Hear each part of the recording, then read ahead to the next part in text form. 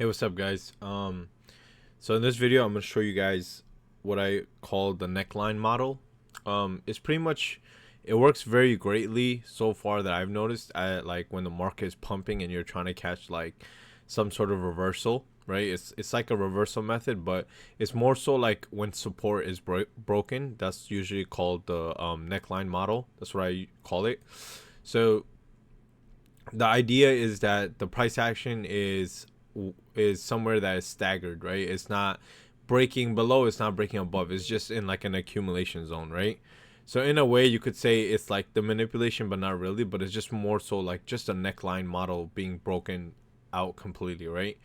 So in here you guys could see that price action, this is actually from today's recap. You could actually see that price action is just accumulating right here in the zone, and clearly we're on the 1 minute chart and we're looking at this fair value gap, right? We're looking at this fair value gap and we're watching where price action is coming to respecting but not breaking yet, right? Somebody asked me in the chat, why wouldn't it be this fair value gap, right? The reason why is because look, it already broke right through. It's not being respected, bouncing back several times, right? With the neckline model, you want to see price action come back to that point and respect it, come back to the point, respect it, right? Until it doesn't, right? Until it doesn't and it disrespects, and that's when you want to start taking the position and you want to start taking the short, right? So in this model right here, we're looking to see, can price break through, right? Break below here. You see how there's liquidity here. So usually in the neckline model, you'll find like liquidity just resting down here. So you want to see price action take that liquidity and then break down lower, right? So that's the objective here. We're looking for short position, but we're looking to see it also taking liquidity.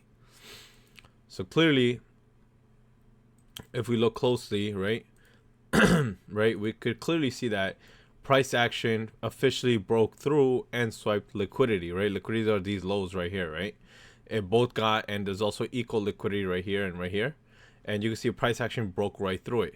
Perfect, right? This is where you want to take a short position, right? You want to take the short from here, stop loss at the high, right? And you're going to target liquidity. All liquidities are these long wicks. So for example, this is one clear liquidity that we would want price action to potentially get to, right? So or simply just as much as you could potentially get, right? You want to see how much more points you could get, take your profit, get in and get out. That's literally the objective, right? Stop loss was at this high, right? This is where the high is, this one, right? So stop loss at this high, TP at this low. That's the objective here. So we're going to take a sell position, 5 MAQ, stop loss here, TP down here, or as you see fit, right? Of course, you can always sell, you could scalp it, you could do whatever you want with it, it's fine. But this is also a liquidity zone which market should potentially come down to and take out. So let's play this out. So instantly right off the bat, you're getting 43 points. Fantastic. You could always take profit here. You can minimize risk, trail it if you want, like, or if you want to hold for that TP, you could hold for that final TP if you like.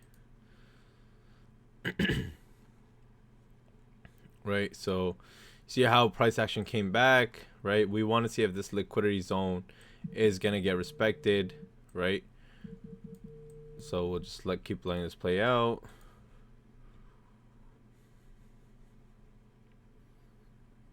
So of course you could take profit as you see fit here, but this is a liquidity zone, so I would like to see price action come and take that out, because this is also resting liquidity right here. So of course it happened when the market is about to get close, but like you guys could clearly get the objective, right?